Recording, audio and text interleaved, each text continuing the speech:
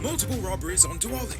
Fire leaves 24 homeless in Berbice. And oil companies increase drilling operations.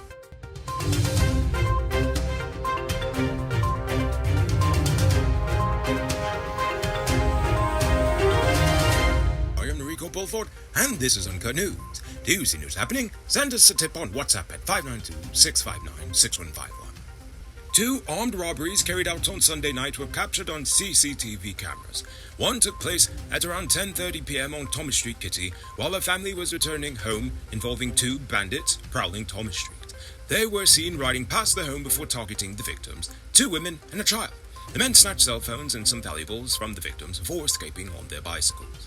The second robbery occurred in Our Boys Town, involving 1 gunman and a male victim. The gunman emptied the victim's pockets before taking his jewelry and escaping. The police are currently looking for the suspects. The Board of Inquiry into the October 8th collision into the Demerara Harbour Bridge has recommended that the river pilot, Kenneth Court, be suspended for a period of not less than 24 months and only be allowed to return to duty after a process or recertification assessment of his competency to operate as a pilot by the Maritime Administration. In total, 21 recommendations were offered, including the use of night vision binoculars, improved communication systems, expansion of the Port of Georgetown Authority, among others. The AFC is backpedaling on a pronouncement by its chairman, Catherine Hughes, that it would be boycotting the March 13, 2023 local elections, instead saying that the executive would decide whether it would contest the polls.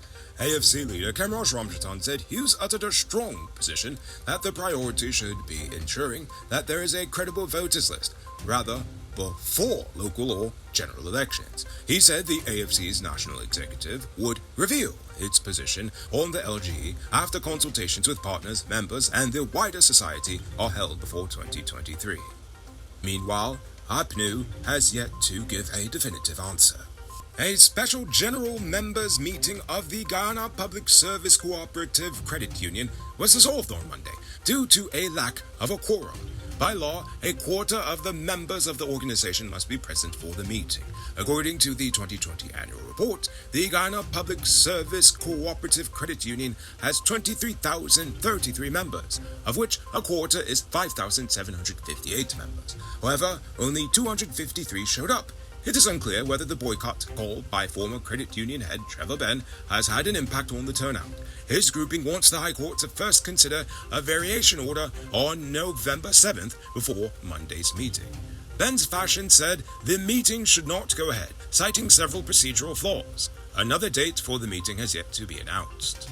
Today, Lisa Ramnarine, a Guyanese TikTok content producer, was released on $350,000 bail. She was also required to report to the police on a weekly basis. In June of this year, the 23-year-old was apprehended while attempting to mail 540 grams of cocaine, worth 560,000 Ghana dollars, at DHL in Georgetown. Ramnarine attempted to conceal the narcotics in Hindu religious items.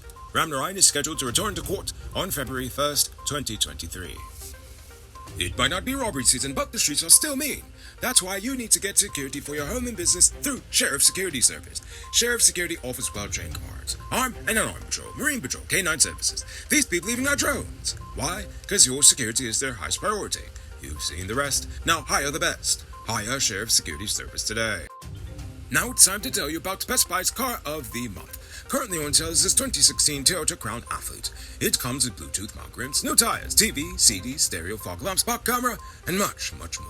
Buy cash for $9.95 million, or pay as low as $1.99 million with around $170,000 monthly for 5 years, and it is yours. Call or WhatsApp 662-0844 for more info, or visit the showrooms at Lot 171 Pedoji, Queenstown, Lot 2 Lamaji, and tell them the Rico sent you for this sweet deal. Fires in both East and West Berbice have left 24 people homeless. 3 buildings damaged, 3 completely destroyed, and a car in flames. According to reports, at about 10:30 Monday morning, a Toyota Carina parked under a home burst into flames for some unknown reason, and number 50 village quarantined Berbice, and damaged 2 buildings in the process. However, the residents were able to keep the fire at bay until the fire service arrived. That same morning, firefighters responded to a fire at number 8 village, caused by a leaking cooking gas tank. However, the occupants of the home were able to extinguish the flame by the time the fire service arrived. Meanwhile, 7 persons were left homeless on Saturday when a fire at Corriverton spread to 2 additional buildings. Both buildings were completely destroyed. Supposedly, a child was playing with matches. Additionally, the fire spread to a 3rd building. However, firefighters were able to save it. Lastly, a fire of unknown origin gutted a house at Lot 77 Palmyra Village at about 8:30 last night. The homeowner said he lived with his wife, 6 children, 2 sons-in-law, and 4 grandchildren. Yesterday, the body of 14-year-old Kenethia Angela Graves was recovered from the Karakara Creek in Region 10. According to reports, she had went for a swim on Saturday morning and had begun to drown. Neighbors attempted to retrieve her from the water, but the current was allegedly too strong for them to reach her in time. On Monday, the corpse of 75-year-old businessman Vincent Harry was discovered in a badly decomposed state at his home in Mackenzie, London. According to police, the man's niece discovered his body laying on a bed in his home. The corpse is currently at the morgue awaiting an autopsy. Now for today's oil update. Echo Atlantic Oil and Gas plans to drill an exploratory well in the Oranduk block early next year. The well is expected to be dug during the licensee's 2nd renewal period. The partners are now in the first phase of the project, which will run 3 years, from January 14th, 2020 to January 13th, 2023. To reach the 2nd phase, they will have to give up 20% of the land, or 360 square kilometers. According to a recent analysis, the total estimate of Oranduk's resources is 8.1 billion barrels, of which Echo is entitled to 681 million barrels of oil and 544 billion cubic feet of gas. The Jethro and Joe wells in Oranduk generated 2 heavy oil discoveries in 2019. At the time, they were considered non-commercial. But with ever-increasing oil prices, they are reconsidering the declaration.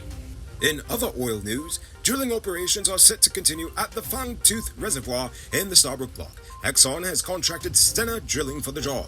The well site is situated approximately 100.8 nautical miles, or 186.6 kilometers off the coast, and covers an area of 0.29 square nautical miles, or 1 square kilometer, and is located approximately 11 miles, or 18 kilometers, northwest of the currently producing Liza field. Attention truck owners, if you're not shopping at Powered Automotive, you're wasting your money. Powered Automotive has all the major parts for all models of DAF, Freightliner, Mark, International, and more.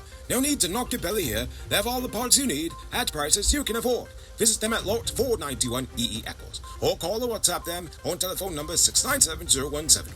Save big on truck parts at Powered Automotive, the #1 heavy-duty truck parts store in Guyana. As an independent online news entity, being politically objective can cost you a lot of money in lost sponsorship opportunities. That's because most local companies are often too scared to associate themselves with a news entity that is uncompromising with the truth.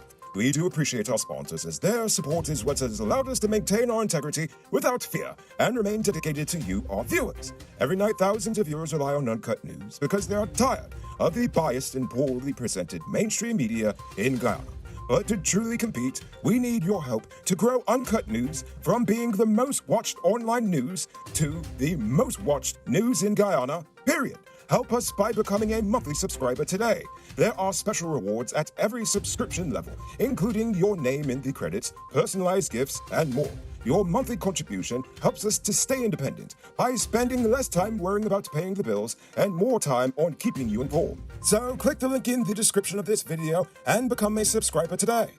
You can multiply your cash by selling Digicel Top-Up. This is a legit way you can earn some extra money at your business or to supplement your current hustle. Become a top-up vendor quick and easy by linking with Cellular Plus. Call them on telephone number 685-3109 for more info. Now for our Uncut News Views Poll question of the day. Every day we pose a question about current events in Ghana, the region, the diaspora, and how you feel it relates to us. Last night I asked, how can we get more young people involved in their communities? Dimitri V says, to be honest, that's tough, because the majority of people are hooked to their phones or tablets these days, that most other things don't even matter to them. The most effective way to get young people involved is to create programs for them to get involved and post it on social media platforms heavily. TikTok or Facebook would be the ideal choice, as it's probably the most used social media in Guyana. Another thing is to add younger people to positions in these sectors. Too many are run from an older generation. You know, that makes a lot of sense, and I really like those ideas. Social media is honestly a powerful tool if you know how to use it for good. It is a double-edged sword. While yes, it can be very harmful, again, as I said, it can be a powerful tool for good. Now for tonight's question. the government is soon to change the election laws. What are some suggestions you would have for them? I want you to think about that question. Tell us in the comments below. If your response is good enough, we just might feature it in our next episode. Anyway, that's all the time we have for tonight, and check us out tomorrow for another. Until then, I'm Rico Bulford saying good night, folks.